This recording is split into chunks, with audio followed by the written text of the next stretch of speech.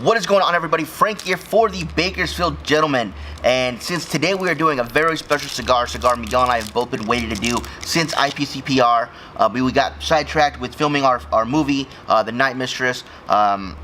We had to push it off because we want to make sure we gave it the right amount of time and be able to focus just on this cigar itself. Yeah.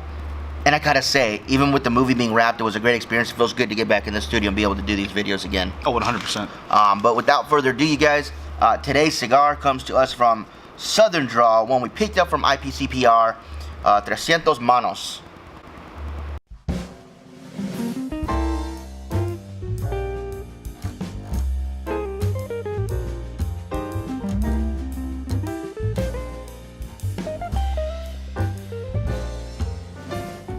Now, I know a lot of people will call this 300 hands, and that's actually correct for the other version of this cigar. This comes in two versions, 300 hands and 300 manos, English and Spanish for 300 hands.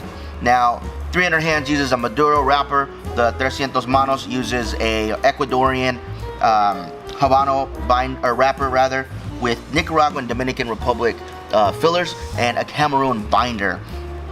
The size we're going with today is the Churchill, and it comes in at 7 inches by 40 ring gauge. It comes in 4 other sizes as well, 4 3/4 by 52 Petite Edemundo, Colinales, 5 1/4 by 44 ring gauge, Corona Gordo, 5 5/8 by 46 ring gauge, and Pyramides is 6 1/8 by 52 ring gauge. This is an extremely limited run of cigars.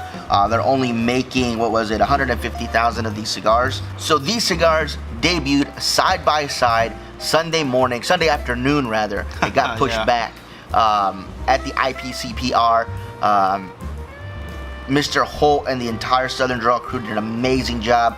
Their display area was packed with people. It was so full, in fact, that Miguel had set up a camera in the front, as Mr. Holt requested, for us to get a good live feed going, and I was in the back, and I'm so short I couldn't see anything, so I ended up having to watch it on the live stream when I was 5 feet away. That's how packed it was, guys. 5 feet away, I still had to watch the live stream to see what was going on. It was a pretty good experience, so I gotta say. For those of you not watching and listening, I'm Miguel Rodriguez, by the way, since my co-host here didn't introduce me. We're doing something different. We are recording this completely all the way through for you on YouTube and for you on iTunes and SoundCloud. So kind of a big deal for us. I think if we rewind the video, we'll say that I'm here with my brother Miguel again. I don't think so. I think he just kind of like, oh, we're here in the studio, way better than Miguel. Studio's great. Studio good, Miguel bad. That's what it said. But either way, that day, yeah, we did get set back by that fire. It was way too packed. To even get the live stream looking good, we literally had to move, I would say, a good 4 or 5 times in a 20-minute video. Yeah, I was able to kind of squeeze my way in through part of it, and I noticed that every time, once the display came off and we were able to see the cigars, you were getting in a good spot. But every time you were there, this guy kept creeping in front of you. Every time. And every time you would position yourself somewhere else, he would go in front of you. Like, it was irritating. Like, I thought he was doing it on purpose. But I just don't think he saw you behind him. Sooner or later, you gotta feel that there's a person staring daggers in the back of your head. Right. Like, brother, come on. You gotta just get out of the way a little bit. I'm not asking for much, just not to be on my shot. So, as far as some backstory to the 300 hands, 300 manos, it's a nod into all the people that touch the cigar before it gets to you. From the people that plant the seeds, to the people that tend to the flower, or to the tobacco plant, to the people that harvest, that ferment, that separate, that roll, that package, that distribute, that sell it to you till it gets to you. It said that something like 300 hands touch every cigar. So for you germaphobes, I apologize for saying that. It's like that Rooster Teeth thing. Carrot grows in the ground in dirt. It's shipped in an open air truck to a grocery store where it's not even washed. You take it home, falls on the floor. Oh no, I can't eat it. Oh, it's ruined now. Yeah. But yeah, so you know, for Southern Draw themselves, this was a big IPCPR. Not only did they have their entire line out there, which is amazing. I actually got to smoke a Rose of Sharon with Sharon. That was really cool. Yeah. They unveiled basically 3 cigars at this IPCPR. Both the 300 hands and the 300 Manos and the Cigars. So they had a very busy event, you guys. They were packed the entire time, but they were so nice. Every time we went by their booth, they recognized us, and it was really cool to be able to be there and be among the first people to smoke a Cigars and a 300 Manos. I kind of was a bad Frankie. You were only supposed to take one or the other.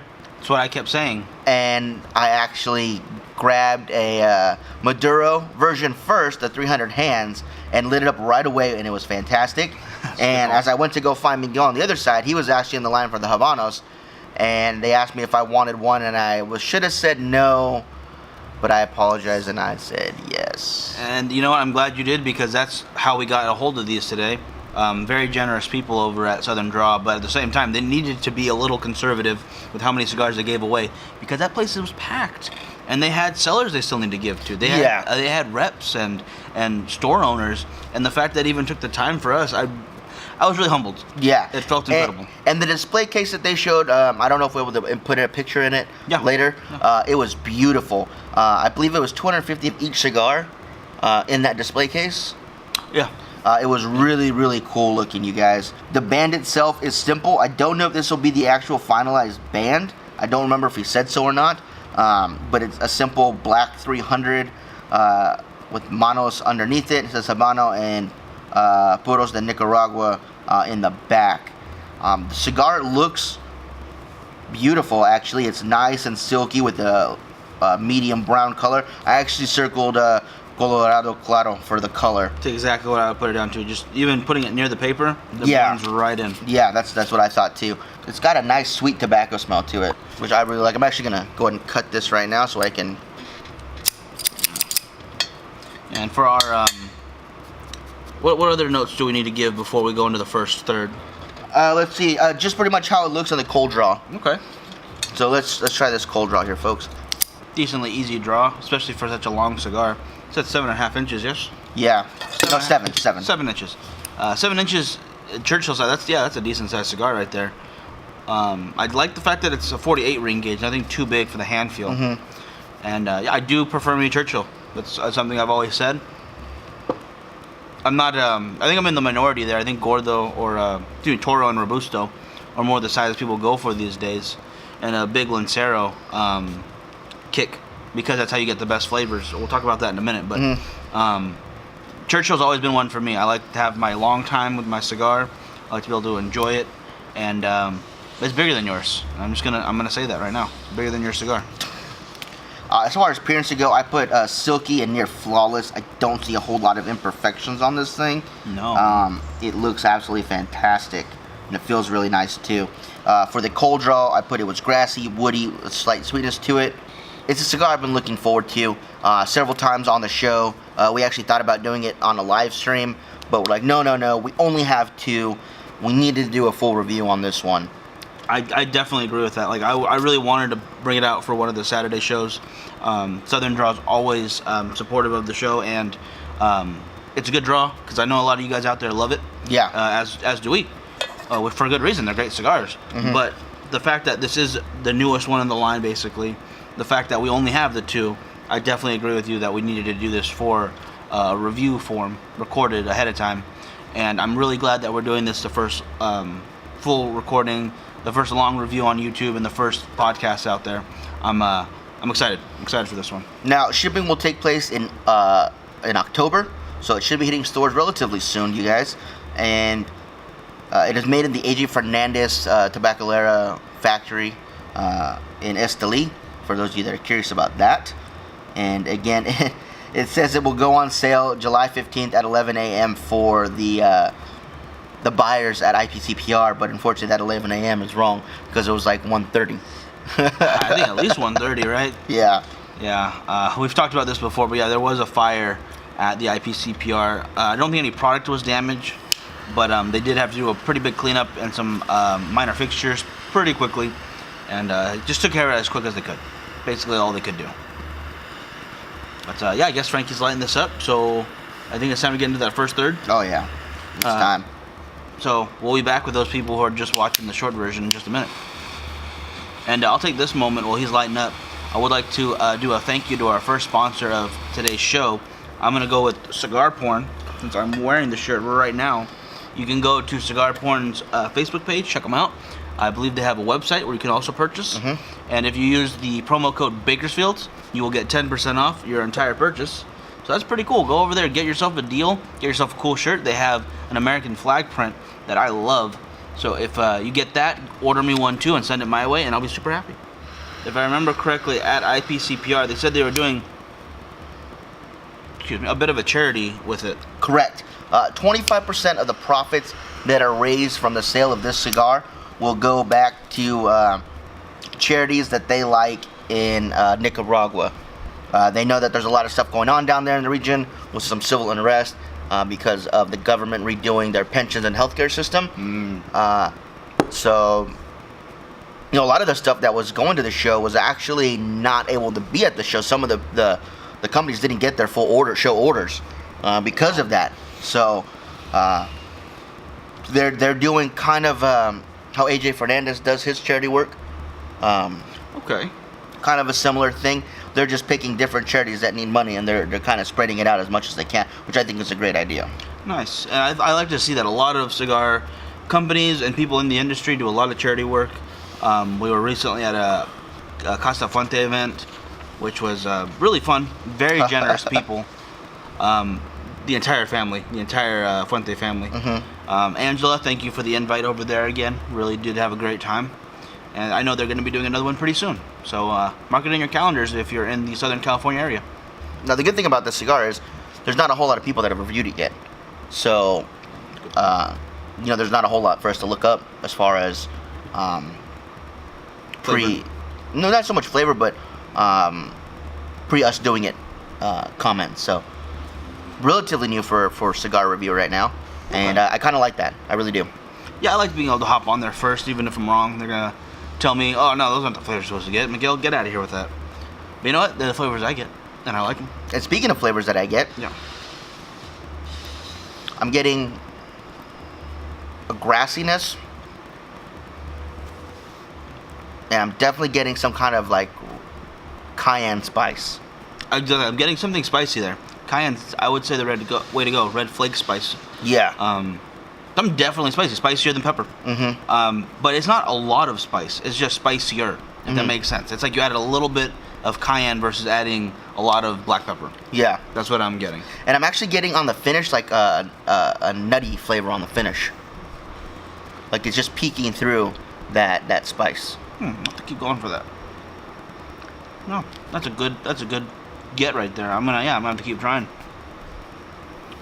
Now, we were talking earlier for a minute about the different sizes, and they come in, this is a 4 different sizes, right? Correct. 4 different sizes for this. I'm sorry, this comes in 5 different sizes, and this is it's 4 others besides this one. Oh, yeah, sorry. 4 others, and then the Churchill, which I just prefer myself. Really glad they were giving these away. I don't think there's a Lancero in that bunch, right? No, there's a Petit Edmundo, Colonales, Corona Gorda, Pyramides, and the Churchill. Okay, so the reason we're talking about the Lancero is because we had this conversation a few times on the live, but the Lancero is what was described to me as the one that the rollers use. Blenders. When the blenders need to taste the actual blend, because it gives you the best wrapper to filler binder ratio. Yeah. And which is a good thing. That's great. So when you get your Lancero, you're tasting basically what exactly they want you to taste. I still prefer my Churchill, but there's nothing wrong with going that Lancero route. Frankie, I know you have your choices and sizes for different cigars that you like for the Oliva Serie V. Yeah, you know, for me, it's not so much of a go-to size.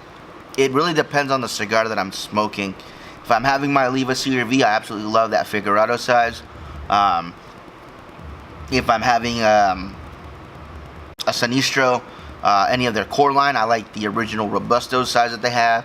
If it's any of the Last Cowboys, I like that kind of torpedo shaped one that they've got. And yeah, it just depends on the cigar for me. if I know like ahead of time, like, oh, I'm gonna have this cigar today, you know, I know what size I want in that cigar, and I know why. I think it's because I know how much I enjoy the cigar is how much I care to really think about the way they did their different cigar sizes smoke. Now I've enjoyed every one of the Oliva Serie V from the little number 4 all the way up to their biggest ring gauge that they make, which I forget what it is off the top of my head, but I think it's near an inch. And I gotta say, just for me, the way the Figurado burns, the way the flavors hit me, it's just the best on that size. So I really think for me, it depends on what cigar I'm having. Will determine the size that I'm gonna get. But yeah, at the same time, yeah, I guess you could say when we first started doing the show, we really wanted to stick to Robusto, so it was more of a what do you call it? A cohesive, I guess you could say, or even just consistent. Consistent. There we go. A consistent size for the show. But then you get cigars that don't fit that mold, like the Eye of the Shark or the Andalusian Bull. You know, they just don't fit that mold. So it kind of threw us off the rails on those a few times. So we said, you know what, forget it. We're just gonna do what size we want to do that day. I much prefer that anyway, honestly, because cigars aren't supposed to all be the exact same size and shape as far as from one blend to another. Right. I mean, obviously you're looking for, when you have the same cigar, you want to be the same size. Right. I get that. But that doesn't necessarily equate to this Robusto is going to burn and or burn as long as someone else's. The short Magnum from Cedar Room burns as long as it's Churchill. And it's a little guy. It's what is it? 4.5. 4.5 inches, and that is pretty incredible. Versus, let's see, another one. I would say something from Acid that's the same length is not going to give you anywhere near as much time as that. Just because of the way they roll it, just because of maybe how tightly it's packed, things are going to affect it. So even if you do something as consistent or as uniform as possible, it's still going to give you different results. So I really like that. We switched that up. Didn't stick with that. Just, let's go with the Robusto every time. Plus, yeah, the Andalusian Bull is not in that mold, so I don't care about Robustos. I care about the Bull. And I can't remember the name of that shape. That special, I want to say it was a Spanish mold? I believe it was. Yeah, and that's going to bug me now. We'll look it up in a second, I guess. But the point being is that you're going to try different cigars, and the same cigar in different sizes until you find the one you like. Have you not had a chance to try the nub size for the Oliva Serie V, right? I have not. Yeah, because we saw that online. Yeah, and we were I saw prices. that it came in a nub size. I thought that was awkward. So I'm going to see if they maybe made a mistake in printing. You know what I saw like the next day on one of the cigar groups? Someone smoking the nub size. Really? It has the right band on it, but it looks like the nub bands. Huh. The shape of it. I'll have to check into that because that's one I haven't had yet. And, you know, that's also the wonderful thing about cigars is they're not all the same, you know? You don't want that. If they were all the same, then why would they make so many wonderful different cigars? So, different shapes, different sizes, different blends, all part of what makes cigars wonderful. Yeah, it makes cigars great again. Well, they were never not great. They're always been great, so it's hard to be great again. So keep cigars great. Keep cigars great a third time. That's going to be my slogan.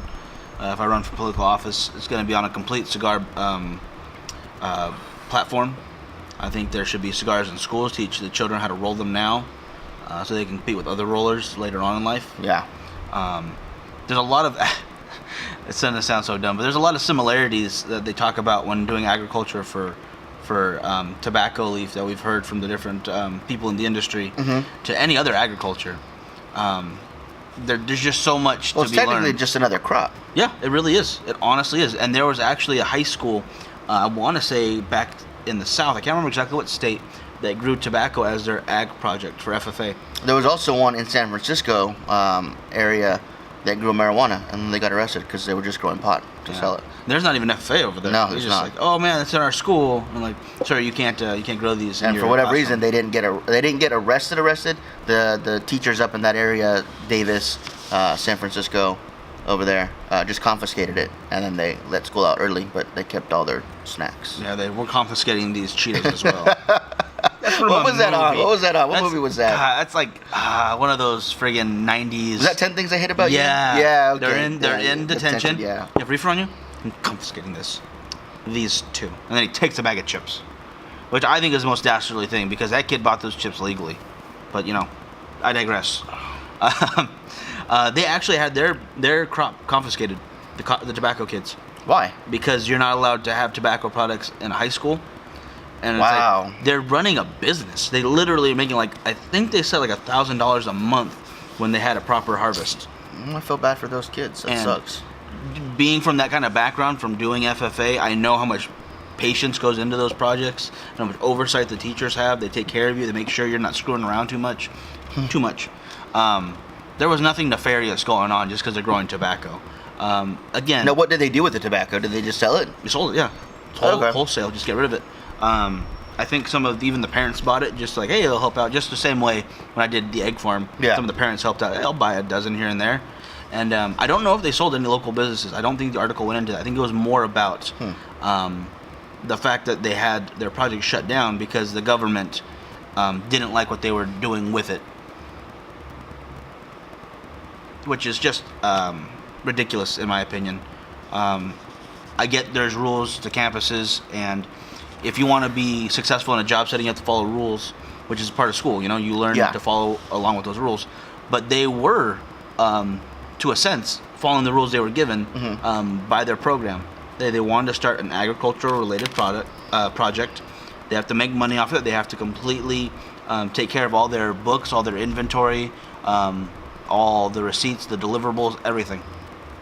And they did a good enough job where they were noticed enough to be shut down, which is just sad in my opinion. But who knows? Maybe they can bring it back again one of these days. They have crazy projects like that all the time. Oh yeah.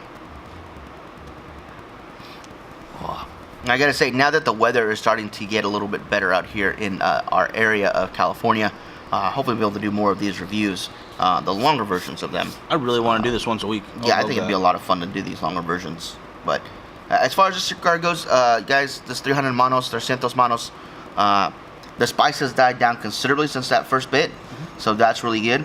I'm getting a grassy, coffee, woody mixture going on. That's what I'm getting. Yeah, I could definitely agree with that. Not just because I'm having a coffee drink, but just because I'm getting coffee, I promise. I'm not letting the drink influence my choices right now. But I'm not really ready for the second third yet. Not me. No, me neither. Yeah, it's going to be a minute. Which is good, because you want a good long burn time. Now my ash fell off in a nice solid about inch chunk right there. Nice. Burn line is just about razor sharp. Draw is really open, so I'm kind of trying to watch it, trying to give a little extra before I take the next draw, so I'm not overheating the tobacco. Yeah, for a longer cigar, it's got a really easy draw. And I think that's a really good thing. For instance, the Asylum 13, which is a much larger ring gauge, but I believe the same length, or an inch longer maybe. Kind of difficult draw. That could be the ring gauge though, honestly. Yeah. Versus the length of the cigar. But I've had other Churchills that are much harder to get a nice draw on. This one, not a problem at all. I think Frankie's right. There's more of a chance of overheating the tobacco than not getting enough flavor or smoke output from the draw at all. So yeah, that's a good problem to have in my book. Another good problem to have in my book is the Buccaneers are having they're on a winning streak right now. Yeah, we're undefeated this season. I think you have to go more than 2 games before you can call it a winning streak. It is a winning streak. There's a streak of winning. 2 of them. It's a couple of wins, not a streak. It's the undefeated season right now. It's undefeated. Can your Patriots say that, Frankie? No, they can't right now. How did you lose to the Jaguars? The Jaguars are a damn good team this year, like they were last year. I have no doubt that it could be a very possible rematch of the last year's AFC Championship game. Really? Between the Patriots and the Jaguars. I still think that the Patriots will pull it off, and this will be Tom Brady's last Super Bowl. Not saying he's going to retire after this year. I just think this will be the last year he'll be able to make the Super Bowl. You really think that? I think so. I think next year the Jags are going to be really, really good. They're going to be even better than they are this year, and they might run the AFC next year. Wow, that's a bold statement right there. But it looks like they're getting better every year, so yeah. That's a hard thing to deny as well. I think Brady won't play if he doesn't think he has a chance at the Super Bowl. I think he's only there to be the greatest, And if he Well, wants, he's already done that. he probably wants to step out of the way for someone else to kind of take the reins. If he doesn't think he can lead the team, I think he's the kind of guy who would move out of the way for someone else to do it. I would be more of the guy that says, well, if I can't start anymore, I'll be a backup. If I can't be a backup, I'll work with the practice squad. What is that? 80 grand a year to do a backup? Yeah, I'll do that too. I absolutely would do the same thing if I was talented enough in any sport to do that. And then I would do Levi commercials or Wrangler commercials like Brett Favre. I actually saw that one again on YouTube. Favre, gosh. I don't know why it was playing. I was like, this is really a commercial. People like watching this, I guess. And did they sell jeans because of that? They sell jeans, and now he's not. I don't think it's him. I think it's Montana and Jerry Rice are doing something for knee or back support, copper bands or something. They're doing those compression and support bands from the copper whatever guys. And you know what? If I could play as well as they can now, if I just wear those, I'm gonna buy one for both my knees, both elbows, my back. Get one for my neck. I don't know if that's how it works. But then I'm gonna go play some football. I'm gonna go hit up the NFL. Like, hey, I got your back now. And you know, if you win the Super Bowl, this would be a great cigar to smoke when you win. I would definitely agree with that. I'd actually like to see if Southern Draw could send a couple boxes of cigars to the Super Bowl stadium for the winner of the Super Bowl. That'd be really cool. Southern Draw does a great job as far as helping out different organizations and stuff, so I think it'd be really cool to see that happen as well. It's a veteran-owned company, which I think is fantastic. Yeah. And their entire line of cigars, from the Jacob's Ladder to the Rose of Sharon, the Kudzu. What am I missing? The Cigars. The Cigars, 300 Hands, their Centos Manos. Yeah. Their entire line is phenomenal, you guys. No. If you guys are in Bakersfield, make sure you stop by Cigars and More. They have everything but the 300 Hands at their Centos Manos and the Cigars because they haven't shipped just yet. They're coming. But they will get them in. Yeah. The Rose of Sharon is a nice, to me, mild, flavorful cigar that I have usually in the morning when I go to the shop. It's a good call, yeah. Definitely agree with that. The Kudzu is the one I did when we did all of them for the review. We all sat down, Mitch, you, Nick, myself, and we each had one. I had the Kudzu, and I thought it was really nice. I would actually like that more midday to late afternoon, early evening. As just a relaxing smoke if I'm either here doing some work or over at the lounge relaxing. I think that'd be a really good one. And of course, the Cedrus and the Jacob's Ladder for me are kind of heavy, so those I would definitely say for after dinner, pairing with a nice cognac or something just to relax. Nothing in there I could argue with. That's a good breakdown right there. And I mean, there's so many other ways you can enjoy them, obviously, but I could see myself sitting in any one of those situations and be like, yeah, this was the right choice. Yeah. And sometimes I kind of look for that in the cigar a little bit, like, man, when would I most enjoy this? Mm-hmm. And usually it's any time of day because I love cigars. As far as the Tres Manos goes, for the strength, I'm not getting a whole lot of strength yet. I do see that it will build up, I believe, probably to a nice medium. I don't think it's going to get any heavier than that. For this cigar, I think a good midday cigar, or if you have a nice long break at lunch for work, I think it'd be good. Yeah. But definitely could pair it with the Diet Coke anytime. It's going well with this caramel drink, and we're almost there to the second, third. Getting a little bit more. Yeah. So I'm just going to go ahead and mention another nice sponsor to the show, Red Goat Coffee, the world's strongest coffee, as they claim. For those of you who can't see, Frankie brought out the bag. Red Goat. Red Goat. Drink Get yourself some effing coffee. That's their new slogan right there. There we go. I like it. But they were generous enough to send us a pound. We're going to try it out. I'm going to do a couple different things, actually. I'm going to get my French press out. I'm going to get the pot, so we can just make a pot of it. And I'm going to cold brew some. I'm going to put it in the fridge overnight and just let it seep into the water. This is from Canada? I believe so, yeah. London, Ontario? Yep. It's Canadian coffee? It's Red Goat. They can't grow. Okay, it's made in Portugal. It's like you can't make coffee in Canada. No, it's too cold. You can barely make coffee anywhere in the U.S. I don't think there's anywhere we can make good coffee here. It's not. Even for those people that are really negative on California because of all of our stupid laws that we have here. Rough. You can grow just about anything here in California. You can't grow coffee. Really? I've heard, because we can grow tobacco here. But it's not, from what I understood, we could grow just about anything here. yeah, almost anything. Yeah, almost anything. Even if with those stupid rules like, oh, only certain onions come from France, only certain champagne. Even with those kind of like stipulations, we could still grow it here technically. Yeah. Just coffee beans need hot and wet. So middle of the like the equator kind of a thing. Yeah, that's why it's called the coffee belt, because I've never heard of that. Yeah, coffee belt is a real term where the bean plants in that area, not all of them, but most of them, have developed what's the word I'm looking for? Caffeine inside of it. So the insects and other plants around it want to pollinate with it to spread those around. And then we found out that if we bit on them a lot and then boiled them, you get a caffeine kick. It keeps you going. Actually, during the Enlightenment period was the first time they realized that in Europe. They took coffee beans from South America and whatnot, and it actually sparked people to stop drinking alcohol all the time and drink coffee. And that's how we had some of the biggest advancements in the world. Coffee and cigars are some of the best things you have. Now this here says surprisingly smooth coffee with a kick, original ground, extreme caffeine, 1 pound, 16 ounces, 453 grams. It's a lot of grams. So, yeah. You know, I'm not a huge coffee drinker when it's warm. I know you are, Mike. You'll drink it anytime. Oh, yeah. But when it's going to be starting to get cooler here in California, I'll definitely be drinking a lot more coffee. And I do like to pair coffee with cigars because it's the most popular thing to pair it with, right? Yeah, it's the number one drink in the world with your cigars is coffee. And honestly, I could see this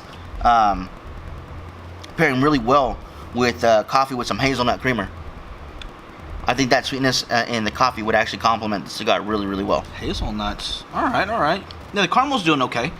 Yeah, I feel like something maybe not as sweet as caramel would do a better job. Wow, that is super fresh. And we did discuss beforehand we were doing the podcast version of this. So those listening, I apologize for Frankie's phone. I just thought everybody would like to hear a little AFI real quick. You know what? I don't mind it anytime. So you got a good drink, a good cigar, some good music. I actually okay company. I'm staring blankly right now. I'm smiling.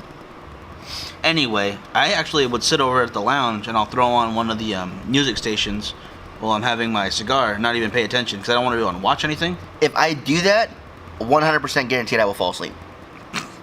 Yeah. Cigar in mouth. Cigar in my mouth, pass out. I've Jerry been at the shop. Huh? I've been so tired at the lounge sometimes. Like, we'll have a few hours off from filming the movie and we'll actually go to the lounge. I think I was at the lounge 4 times total that month we were filming. I remember we were like, okay, we'll go do a vlog real quick. We went over there. I sat down. I lit up a cigar.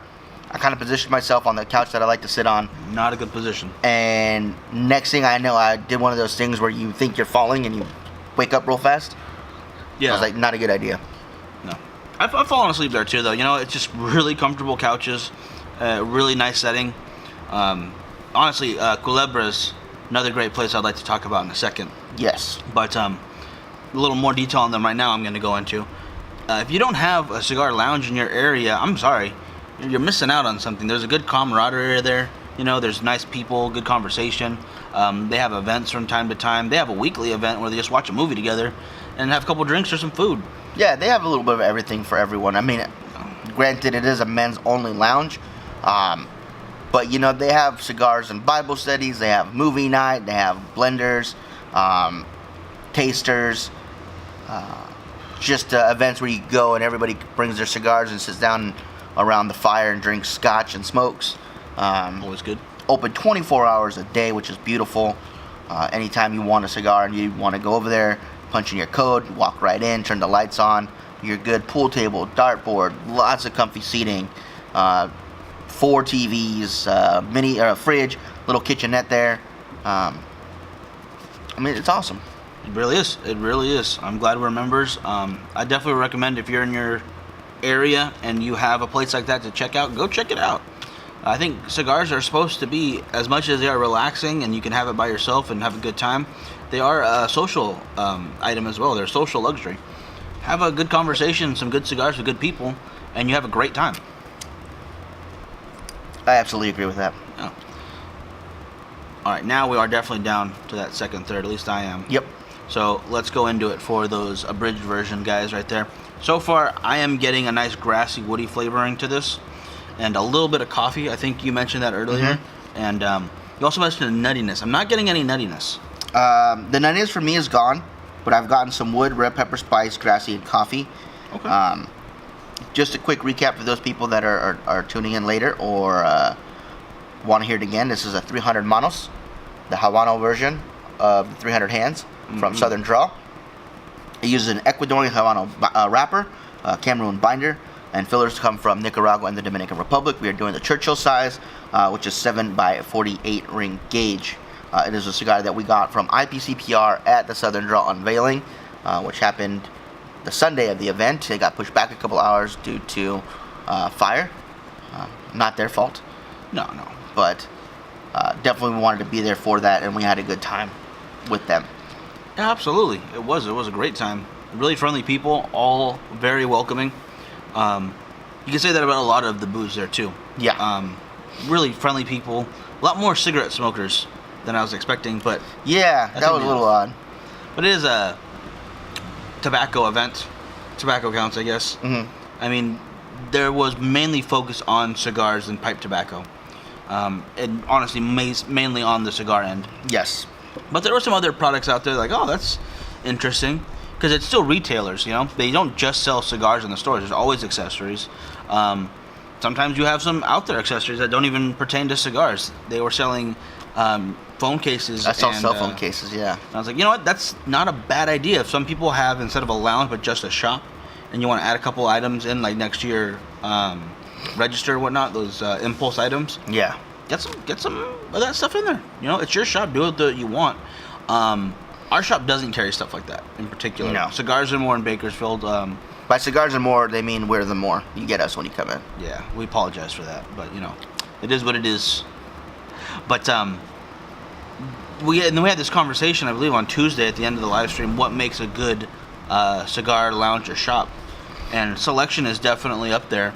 But I think more important than a huge selection is a well-maintained selection. And a good, friendly staff. Yes, definitely. Back to 300 Manos. The name comes from the idea that 300 hands will touch a cigar before it gets to you. From the people that plant the seeds, to the people that care for the plant, to the people that harvest, to the people that ferment, pick, separate, roll, put the bands on, place them in the boxes, ship them, distribute them, the shop, then it gets to you. And it's actually a really interesting idea to think about, that so many people go in and work on this one product, even before it gets to you.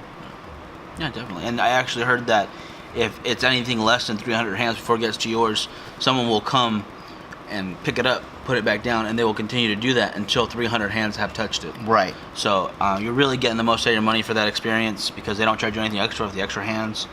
I think I've heard up to 412 hands at one point, but the name 300 hands sounds way better Than 412. than 412. Yeah. Good 412. It's okay, I guess. But 25% of the money raised from these cigars goes back to the people of Nicaragua to help them out, because they're dealing with so much down there right now. Yeah. Switching government structure, changes to their healthcare, to their pension plans apparently was a big one as well. So the people that work down there and that rely on that area for the cigars that they produce want to do something to help them out, and I think Southern Draw is doing a wonderful thing with this line of cigars to help them out. I think it's a wonderful idea, and these cigars should hit the shelves, I believe mid-October. I don't want to quote mid-October, but October. So make sure you guys are on the lookout for these cigars in October. Absolutely. And we take for granted the kind of situations we have in life. Like, sometimes things get rough in the U.S., and I know people are suffering here too, but not to the level of some of the other parts in the world. Right. And to take care of those that are taking care of you, just like the Holts are taking care of those who take care of their products so well, is truly an inspiration. I think a lot more people need to remember, take care of those who help you out, and the whole world will be a lot better off. Yeah. I know it sounds super, drum circly. I don't care right now, because it's true.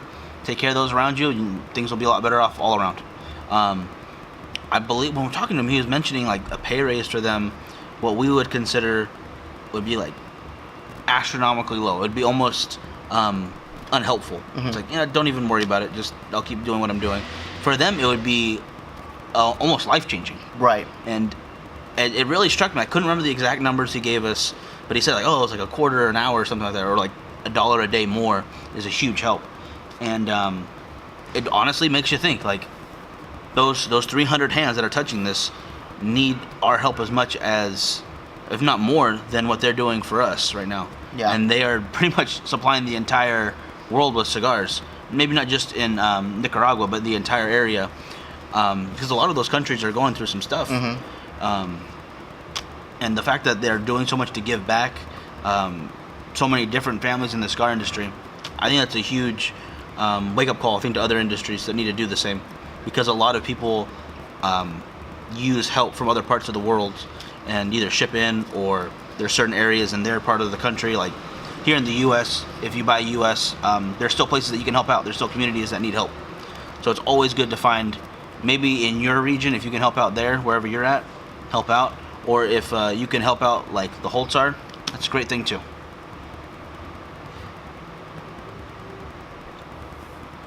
I'm almost out. Now, interesting little situation that we were put in. We're actually reviewing the cigars at the shop on a live stream. Nick, Mitch, myself, and Miguel were all sitting down having a different Southern Draw cigar.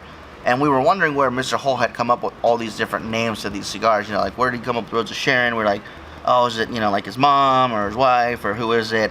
Why is it Jacob's Ladder? We're trying to think of this. And what is a kudzu? Doing our best guesswork. And this gentleman comes on and says, oh, that's named for Sharon Holt. And we're like, oh. And then he starts going in to Jacob's Ladder, named after his son. And we're like, how does he know all this information? This guy, and it turns out it was Mr. Holt himself. We did not recognize the name at the time. We apologize for that. Yeah. But it was so cool to see him tune into the live stream and comment and be interactive with us while we were smoking his cigars. It was really, really awesome. Oh, absolutely. I was blown away. I'm really glad we're recording this, because if that situation happened again, it's that deer in the headlights look.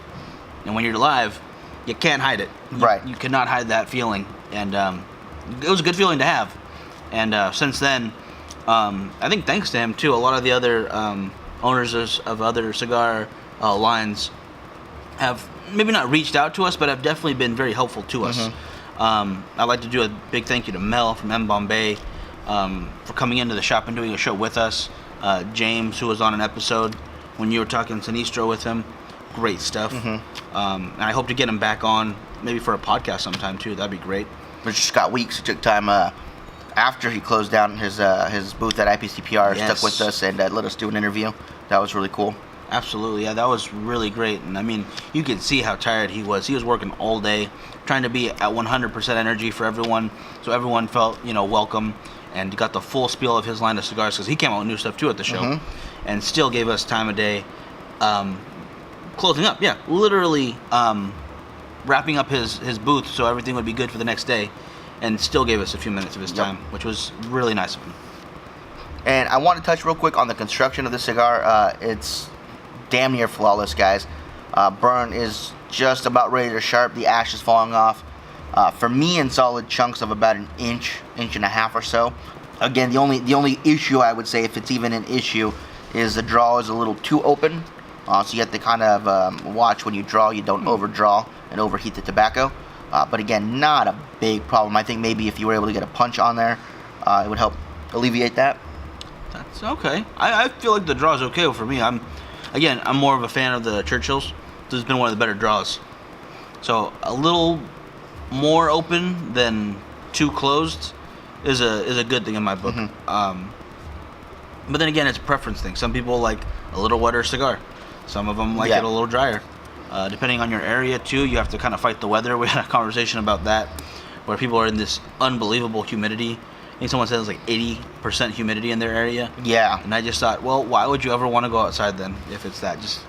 Then I would hibernate like a bear in winter, but then I would be inside all summer until the weather got a little better, hopefully. Yeah. I could not survive in that much humidity. Yeah, there's about 4 months out of the year here in Bakersfield where it's just horrible. I'd say beginning of June, I'd say late May maybe, but June till right around now, it's kind of crappy out. So June, July, August, and September are really those months where production for us slows down because it's just too hot to do much. Very hot. But you know what? It's a dry heat. And I much prefer that than a bunch of humid weather. Correct. Ugh. But construction-wise, yeah, you're right, Frankie. This is excellent. It's almost razor sharp on mine as well. A little more flaky on my end, but not even an issue, honestly.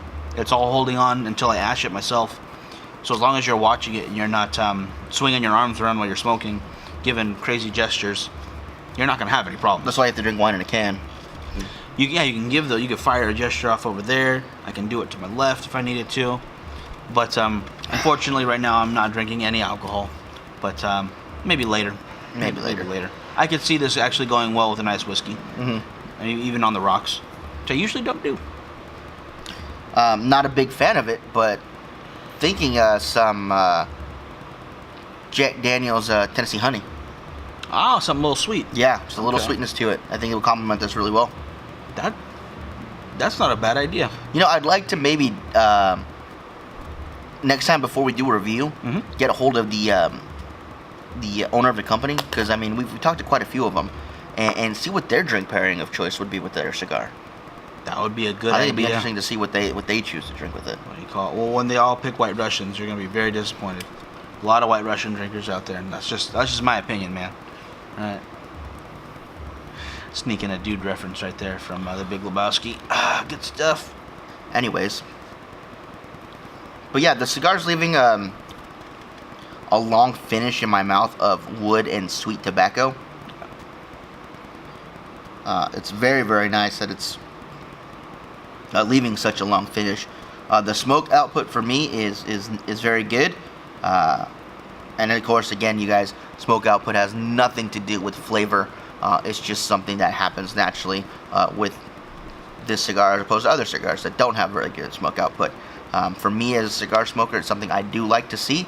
And when I see it on a cigar like this, and I'm getting the kind of smoke output I like, it just adds an extra level of enjoyment to the cigar experience. Yeah, I agree with that as well. I feel like if I'm not getting a lot of smoke, I feel like something's wrong. I keep trying to relight, and sometimes there's a low smoke output. And in my case, I end up maybe even burning my cigar a bit and ruining the flavors. When it just happens that sometimes it's less smoke. Now there have been certain cigars that we've had that just let off smoke like crazy. The review we did released not too long ago, the Commando. Mine was just puttering smoke away like nothing else. My Oliva Sierra V has excellent smoke output. The Bull does as well. The Bull does. I think everything from Romacraft I've had has really, really good smoke output. But then I have some that don't have a lot of smoke output, but are still really, really good cigars. The Bloodline comes to mind. I don't always have tons of smoke coming out of that, but I enjoy the flavors. The Macanudo Inspirado Black Label, I absolutely love that cigar. And that one doesn't have a whole lot of smoke output when I smoke it. The one for me would probably be those Tabacalera Leyendes. Decent amount of smoke, not a whole lot, nothing to boast about, but in the same way, right, a lot of flavor. So it's not that it's a bad cigar in any means. It's just that's one aspect that I wish I had a little more of. Yeah, that's a really good point. There are cigars out there that just burn and smoke differently that can still be great. And I would like to know out there, what are some of the key factors besides flavor and burn time that you guys look for in your cigar? Is it something you don't have to worry about relighting? You can let it sit for a minute. You don't have to babysit it. Is it the uniqueness of it? Like the Commando had that different wrapper on it. It had the I don't know the proper name for that, but with the different patchwork. Yeah. What would you call that? It's not a Scala, because a Scala. No, it's just a unique way to wrap. It's just a solid wrapper with patches on it. So that's just the best way to describe it. It's the patch job. It's the best I could do. But yeah, do you look for more unique cigars to smoke? Yeah, I would like to know in the comments if you guys wouldn't mind letting us know. And for those listening for the first time, definitely give us some comments either on the Facebook page, which is the Bakersfield Gentleman, or hit Frankie up on the Twitter, which is BacoGent661. Give us some feedback. If you want to leave a review for it, it helps out too. I want to say iTunes' biggest way to feature your video, or not your video, I'm always talking video, your podcast is through the reviews. Not even the actual count of how many times it's downloaded or how many times it's listened to. Right. The reviews are the number one thing that get the word out there. So if you guys leave us a 5-star on that, that's a huge help. Any of them, if you review, if you review nicely, if you like it, it's a big help. If you like it, leave a review. If you don't like it, just don't do it. Yeah, please don't. But what do you look for then? Because the smoke output. Besides flavor and construction, I think, actually this would fall under construction. There's one that you don't have to babysit a lot. The Rose of Sharon comes to mind right off the bat. I was smoking one in the shop a couple weeks ago, and I set it down. Trina needed some help with some stuff, and I was gone for a good couple minutes. Came back, thought I was going to have to relight it, but I took a draw, and it was still perfectly lit. Love that. Absolutely love that. It feels like you're getting a little extra for your money right there when you don't have to worry about those relights. Especially when you're having good conversation. This was happening so much at any event we do, where I'm talking to people and having a good time, and I go back to my cigar and it's out again. Got to relight. And we had a conversation with a couple from Cigar Weekly. Yeah, they're doing their vlog and video content now. Can't wait to check that out if it's not already out by now. Really nice people.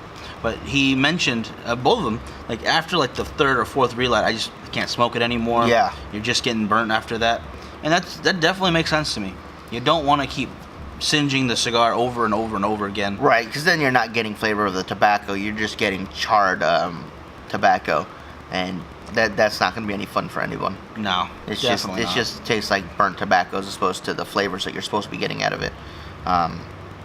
Which is another reason people should take a lot of care when lighting your cigar. You don't want to just take the lighter and just torch it. You want to try your best to toast it. I understand sometimes that you can't do that as well as you should, but try to take your time. Toast it. Start with the edge. Toast the edge, then work your way to the center. I learned a neat trick from Brad. I blow out the smoke before I start to light it, and then I'll kind of expel all that first smoke, and then light it again. It's a good call. I like that. Yeah, there are a few tricks from Brad over at TNT Cigar Reviews, and I think one I saw from Tim from Cigar Daily was when you're lighting something, or when you're cutting something that comes to a point, those more torpedo shapes, to give it that angle cut, get a better surface head on there. I like those. Yeah. Those little tips are always really helpful, especially for us. I mean, 2 years doing this, there's still plenty of little tips I love to get. Oh, absolutely. Jeremy over at Culebras gave us a good rundown on why certain flames are better than others, especially when you have the time to actually sit and to use them, like the cedar spills burn at a much less temperature than the torches, so you can kind of keep the flame there a little bit longer. I don't remember. I want to say it was Cigar Aficionado had one called the 3-match system. It was one of their contributing writers. Was down in Mexico, I believe it was, and he was living out there for a while doing reporting, and he was they had smoked a bunch of cigars, drank a lot of Jack Daniels while he was down there. Good call. And he was invited to some important official's house to have dinner, and after dinner he asked if he wanted to have a cigar, and he said sure. And he had grabbed a cigar, he had cut the cigar, and then he had just torched the hell out of it to light it. And he said when he looked up, the officials looked at him like in horror, like, what did you just do? Oh. And the official went through this entire process. He grabbed 3 matches. Now, they're not the short matches, mind you. They are the long cigar lighting matches. And he lit a match. He toasted it, and he toasted it. And he had noticed that he hadn't cut the end yet. And he did that with the first 2 matches. On the last match, he clipped it. And then he started to finish the toasting and drew on it. And he said that that's the best proper way to light a cigar. And he said that he's only done it a couple times since because, they're always busy over there. It was Cigar Aficionado. They're trying, anywhere from 5 to 10 cigars a day. And, he can't take that kind of time with each one. But from time to time, he's done it in the past where if he's just sitting down and enjoying a cigar at home or in the office, just has the time, he'll do it that way. But everyone has their own ritual, their own method to lighting a cigar. And, of course, it's your money, you're spending on it. You light it the way you want. We're just giving you ideas on how to get the best flavor out of it. And if you guys want to be smoking 8 to 10 cigars a day, but maybe you don't have a brick and mortar in your area that's going to keep that going because you're going to need new cigars, hit up Cigars.com. We will have our affiliate link in the comments below. They're our next sponsor I'd like to talk about. Cigars.com also has a Cigar of the Month club, which is 4 cigars for, I believe it's $30 altogether, and that's including shipping. And if you are a member of Cigars.com's membership group, which you can sign up for at any time. You also get a 5th members-only cigar. You get 5 for $30. Great deal. Great cigars. It's not just the diamond in the rough packs they send out. They send out some really good stuff. And it's never the exact same thing. So you're going to get something new every month. 6 cigars extra a month. And then they have great deals all the time. There's a good way to get up to that 8 to 10 cigars a day. I don't know if I'm ready to get there yet, guys. I think 8 to 10 is once in a great while when we're at an event. I was going to say, for me, IPCPR, sure, I was doing about 6 or 7 cigars a day.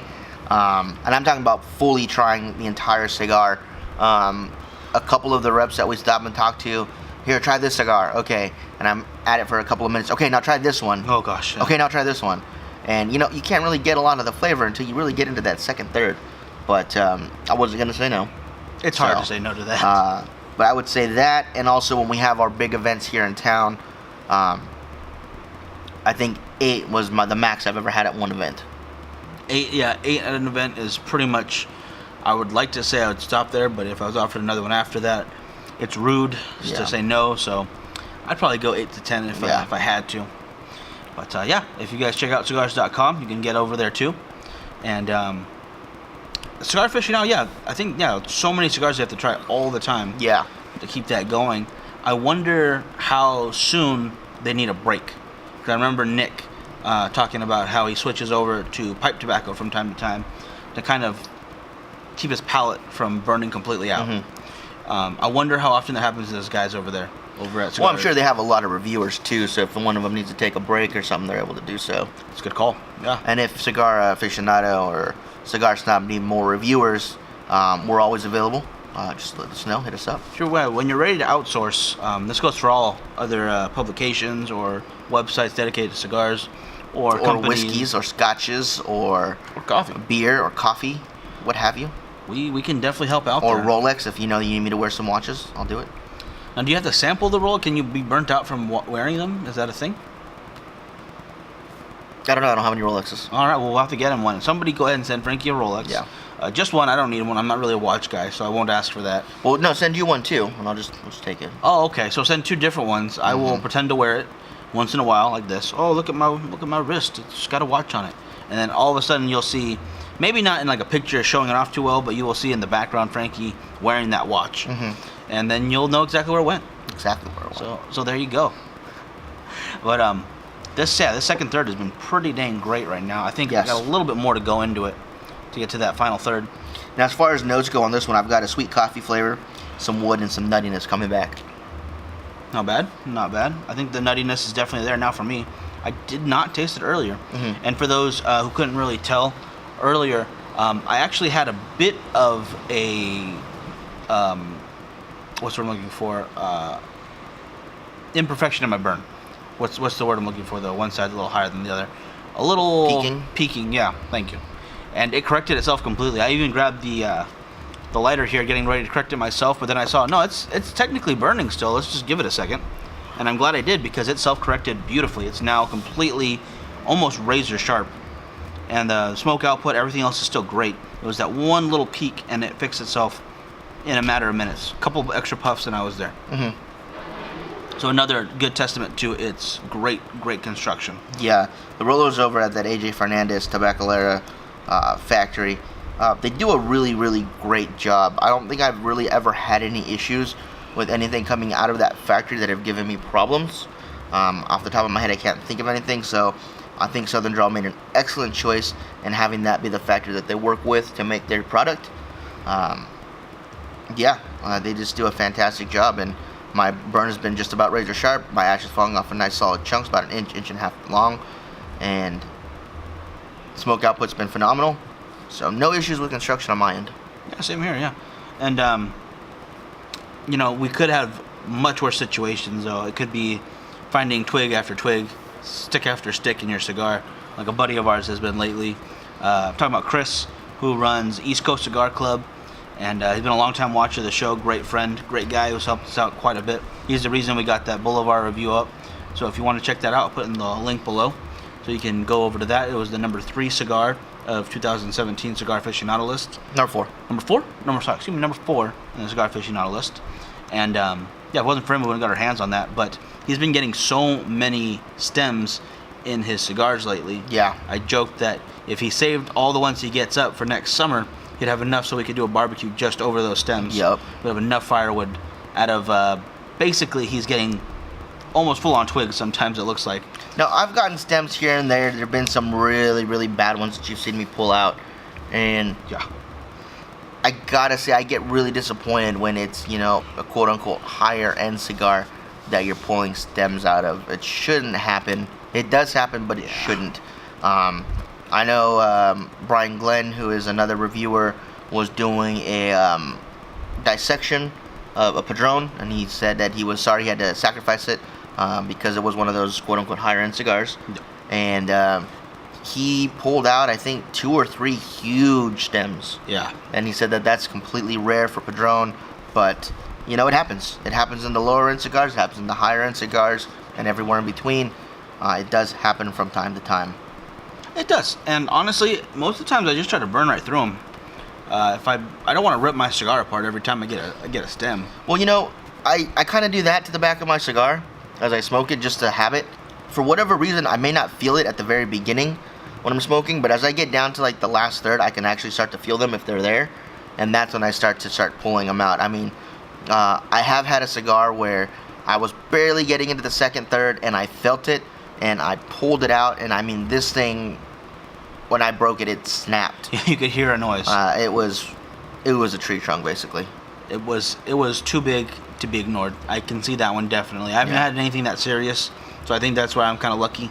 At the same time, some of the other smaller ones you kind of just burn through, right? Right. Because you don't want to discredit the cigar every time just because there's a stem. Right. If it's a tiny stem, yeah, you can smoke right through those. But I'm talking about where you can feel the large end of a stem, and it's just, you know, hitting your lip or what have you, and you pull it out, and it's just unbelievably ridiculous that should ever not have made it into the cigar. Yeah, definitely. And unfortunately, to mention this, I think one of the ones he's finding it most in is the Romeo Julieta San Andreas. Almost every one he had so far, he said he had a stem in, which sad to me because I love that cigar. It's really it's a great good cigar. Flavors are incredible, and I haven't had any construction problems with it myself. Cindy, our rep over there, always taking care of us, making sure that we know about the newest stuff over there. Can't wait to see her on the 28th, I believe. Yes. Yeah, that's going to be a good event. It's an in-store event over at Cigars and More. So if you're in the Bakersfield area and you need a good deal on some great sticks, get on over there. Yeah, I think I've ran into less stems than I anticipated now because everyone keeps talking about them. It's like one of those things where luck of the draw. Yeah, honestly, you can't really you can't look at a cigar and say, oh, there's gonna be stems in this guy. At least I don't think so. If there's a way to do it, let me know. But my untrained eye could not do that right now. Right. And I would also like to point out that I pulled off my band already just because I wanted to. It was a little loose. I felt it like, okay, this could come off. It came off perfectly. No rips to my wrapper here. And I love that because sometimes you get that glue spot and it just tears your wrapper and it's like, oh man. Yeah. Sometimes not a big deal. Sometimes it sucks completely. This time, don't have to worry about it at all. Love that. Taking down some more notes. Yeah, just writing some notes here as we go along. Again, we are using our cigar tasting sheets from CigarInspector.com. You can guys go on there and it gives you a nice sheet that you can print out from everything from the name of the cigar to the conditions you're smoking it in. Yeah. Gives you some options or some sections: origin, appearance, flavor, construction, and overall. It gives you a possible score for each section, and then at the very end it gives you a total score out of 100. So you can do that. And if you don't know the size of your cigar, it has a nice little ruler on the side that goes up to, I believe, almost 8 inches. And yeah, it's just a nice thing to be able to have. I'm going to end up putting a lot of these, I'm going to transfer a lot of the ones I've already done into the new one that I'm getting because I'm actually going to bind it with a cover and everything, so it's a nice solid book as opposed to the loose papers. Yeah, I love that. But yeah, these are really, really great for those of you that want to review cigars and do more than just write it down on a piece of paper. This actually gives you spots to do everything you're going to need to do. It has a little spot where you can glue the band on if you want. So yeah, they're really, really helpful. Absolutely. And I think we've been talking about some kind of package deal you guys can do with us once a month maybe.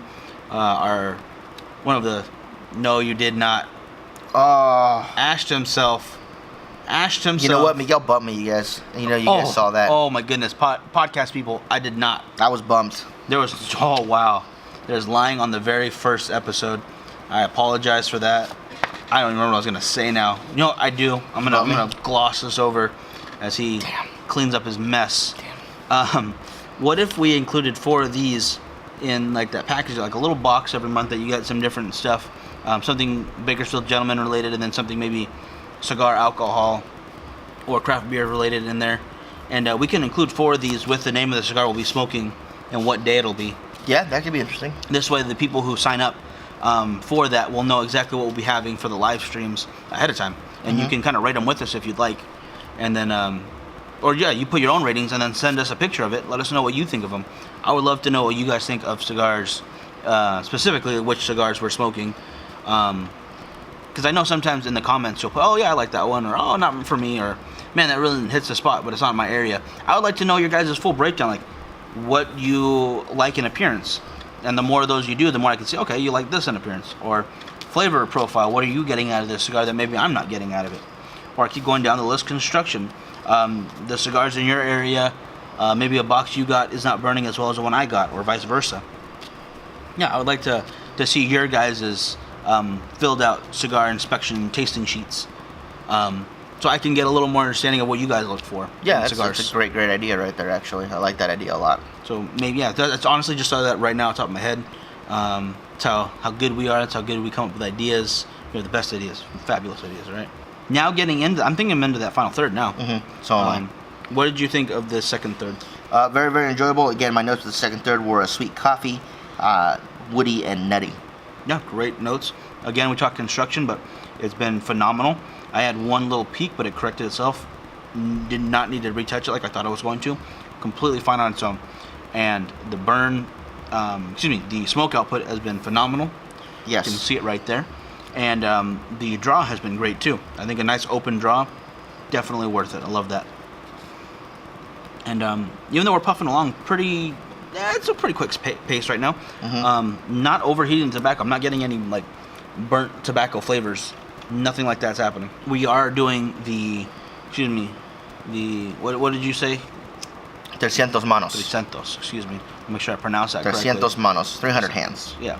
I keep wanting to call it the 300 hand Habano, but as you said, it is a different name. I like the way 300 hand sounds. Yeah. 300 manos is good too. It's pretty great. I can't wait to get the Cedrus to review it. That's going to be a good one too. I cannot wait to get that out for you guys. It's going to be a fun episode. Oh yeah. Pretty much any of the cigars from Southern Draw, if we get to review them, is going to be some good stuff. I cannot see any of them getting a low score in my book. I've enjoyed every single one I've had. I want to say I've had almost the entire line now. I think I haven't had the Kudzu, excuse me. And that's the only one I'm missing right now. But other than that, everything else has been phenomenal. Love that.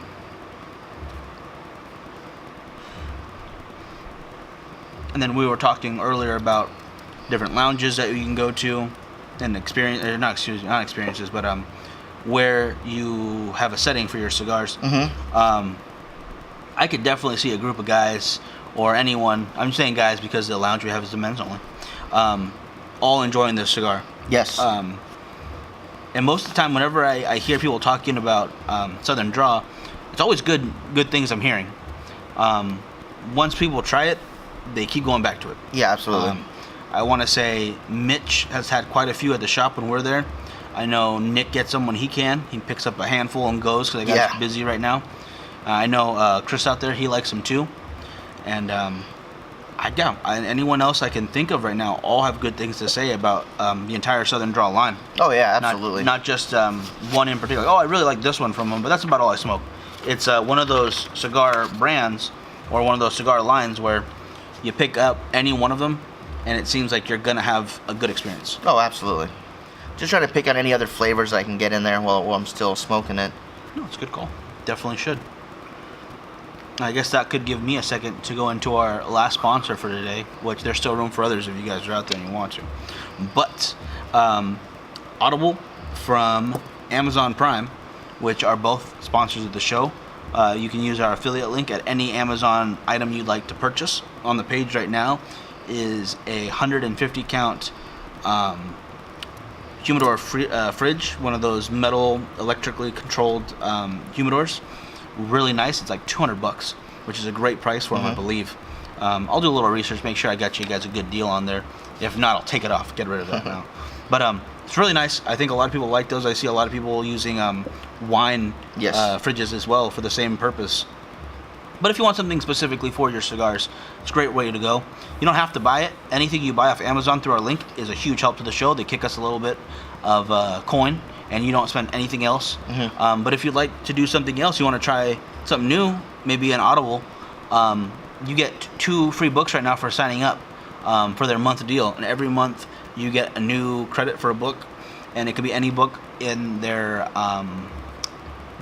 what's the word I'm looking for? Their catalog.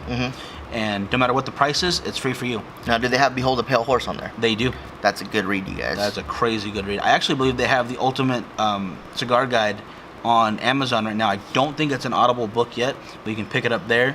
And it's on the 3rd edition or 2nd edition right now. And if you want some more reading on cigars, you can go to that. They have a book on there called Coffee Story, or a Coffee Tale, where they talk about a place it's a peninsula in Venezuela, I believe, where they're doing a coffee union for the workers over there. Oh, wow. And they go into different aspects of the government and why they don't want a union over there. It's probably it's not Colombia. I think it's just one of those like made up stories. It's trying to get as much truth in it without getting anyone in trouble. Right. But it was a really good read. A Coffee Tale. There's 2 of them. I haven't read the first one. I listened to the second one, and I'm trying to find the first one, which is A Coffee Story. But the damn thing is not on there right now. So as soon as I find that one, I'll put it out there too. I'm reminded from the Red Goat coffee that we also talked about earlier. There's books on Amazon Audible for you to check out, guys. So if you'd like to and help out the show, sign up for Audible today. There we go. You don't want to ash yourself? No, who would ash themselves on camera, you know? Who does such a thing? If you guys can point me in the right direction. Oh, is the guy to my right? We'll fix it in post. Oh, we'll fix it. Yeah, we'll just remove the ash. We'll have it drop on me instead. Actually, I did drop a little bit on my sheet right here, but that is not a big deal because I can just shake it into the ashtray right there. Boom. So the cigar tasting sheet is helpful in many ways. It is many ways. It's basically all-purpose tool. If I had something that was really thin and weak, I could cut it with the edge over here. I could give Frankie a paper cut right now if I wanted to, but I'm not gonna. And I liked how you brought this up again, the different categories it breaks down into. Really helpful. Some things I didn't even think of before we saw this. She was like, man, I didn't really know what the color I'm looking for is called. I was like, oh, it's a deep brown or it's reddish brown. No, there's certain colors they're going for. Yeah, absolutely. To show like a healthy leaf. And another thing too is it's really helpful when you're revisiting a cigar. Let's say it's been 6 months or a year later, and you're having another cigar that you had a long time ago, and you don't remember exactly what flavors or your experience you had with that cigar. You can always go back to your notes, like, oh, that's right. I tasted this, and that, but this time I'm not getting so much this, and I'm actually getting this new flavor in there as well. It's a great way to self-reference yourself on cigars that you've had and want to revisit later. Yeah, that's a good point. I didn't think about that because there are some that we try for the show or just we have one and done kind of thing. If we make sure to save those notes, when we go back to revisit it, we know what we're looking for. Because sometimes when we get messages on the page, some guys will be like, hey, I just had the cigar. What'd you think of it? And it's a cigar I had, months ago. And we go through quite a few cigars, you guys. Not as many as we had been before because of the movie. But, we're anywhere from 2 to maybe 3 cigars a day. Vlogging, reviewing, enjoying. And it might be months before I've had, it's not true, but let's say an Oliva CRV, and I don't remember it. I've only had one of. Yeah. And I was like, oh, they asked me, oh, what'd you think of this cigar? The Oliva CRV, and I'm like, oh man, I know I smoked it, but what did I think of it? What did I think about it? So I could always go to my notes and be like, oh, okay, that's right, I had it. This is what I thought. Cool. Oh, maybe I should revisit it. See, I agree with that analogy as long as you switch out that cigar. Because I know you've had one, I think it was Sunday. Yeah, it was. So you had one less than I was just giving that as an example. The example, no, the analogy, the entire like scenario you pitched right now definitely makes sense to me. But with like any other cigar, almost any other cigar, because I know like whenever you have a chance to get the Bloodline, get a Bloodline. Any chance you have to get what is that? Monte by Monte Cristo? Is that the yes. one? Eddie Fernandez. Yeah. Monte Cristo. Yeah. You go for that one. Yeah. So there's certain cigars that like you know what that tastes like. You've had it a couple of times now, and I think we're all that way. But when you try one for the first time and you are like, okay, I liked it, but I'm probably gonna stick with my usuals. It's a good way to save your notes on something that you know you enjoyed, but you can't quite remember. Why do I enjoy it so much? What were the flavors I got? You know, a good one that we could have had if we had had these earlier would have been to do the M Cuba from M Bombay when Mel came up.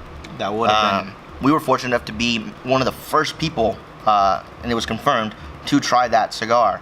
It came off the very first batch that he received.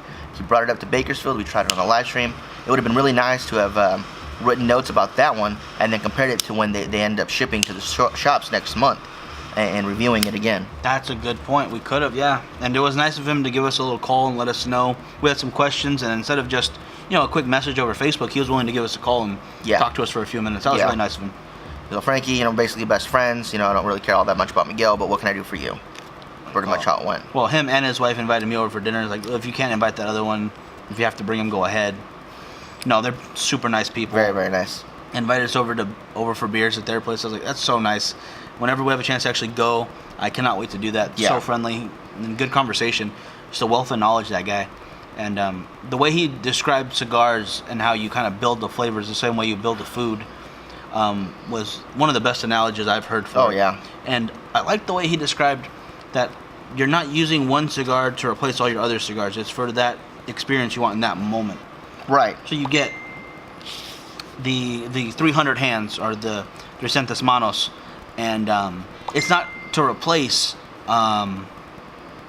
let's say, the M Cuba. They're not competing. They're just both really great cigars you can enjoy at any time of day and be happy. I know people do rankings and they do like, oh, this is my favorite cigar ever, which is fine. That's great. But I like the way he brought it up. It's not a competition. It's all different great stuff. I'm not going to say that all pizza is always better than all steaks or something. It's what you're feeling in that moment. Unless it's that Chicago deep dish stuff, because I just don't get it. It's fine. I just don't get it. It's whatever, but I don't care for it. I apologize to anybody from Chicago who anybody loves Chicago deep dish. I don't apologize. I just don't care for it. No, you can keep it. It's a casserole, guys. Yeah. It's not a pizza. But good for you. Enjoy that really big pepperoni. That was cool. The sausage? Just plop it down on there. Off topic, but yeah, not a big fan of that one. I am actually getting to the end of this, Mike, so you want to give some final thoughts in your score? I've actually not been writing down too much because this table is killing me with trying to write on this. But if I had to give my numbers right now, which I've been kind of doing in my head, trying to remember, and I was going to write down once I have a solid surface. This is a little felty. Tablecloth, yeah. Tablecloth messing me up.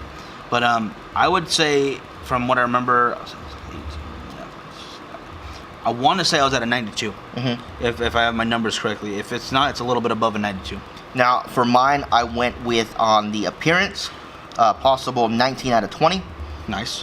For flavors, I went with a 35 out of 40. Excellent. For the construction, I gave it a perfect score of 30 out of 30. And overall, 9 out of 10, which gave me a grand total of a 93 out of a possible 100. 93. Very nice. I mean, It earned it. I mean, I can see people rating it a little bit higher than we did even. Yeah, I wouldn't argue with them. I think for me, this is probably the highest rated cigar I've done so far. If I look back at my notes, I would say, yeah, it's your highest right now. I think mine highest was a 94 from, gosh dang it. I'm so sorry, the Ego. What's the company? Damn it. Shoot.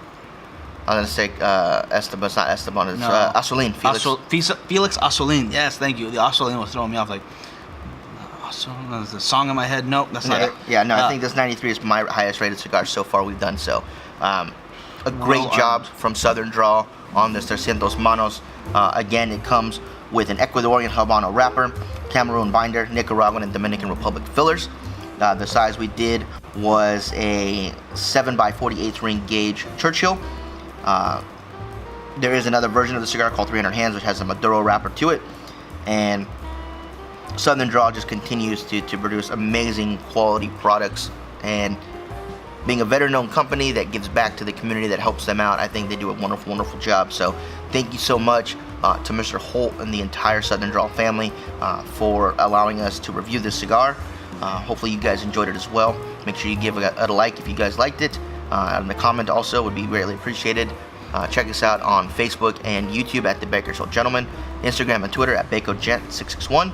And don't forget to look up Cigar Rights of America and join that organization if you think it's something you'd be interested in.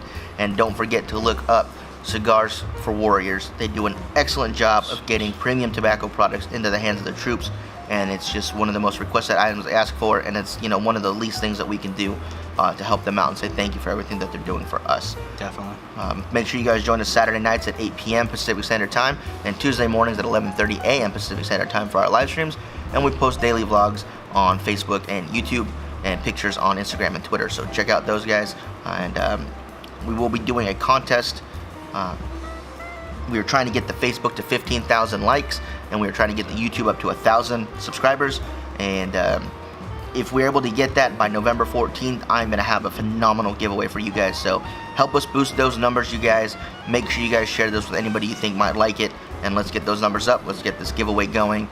And I don't want to give any spoilers about what it is, but I know Miguel thinks it's a great idea. I know Mitch thought it was a great idea, and it's one I'm excited for, guys. So please help us boost up those numbers. Yeah, the prize, I'm not gonna lie, it's Brad's gonna shave his beard and give it to you, so you can wear it while you smoke a cigar, and you can get his tasting powers. I'm gonna see how many ridiculous things I can think of before we actually reveal it. All right. And that's my latest one. I hope you guys like that. I want to thank all the sponsors for today's video, from the Amazon link to Cigars.com, Red Goat Coffee, CigarPxrn, Culebras, Cigars and more.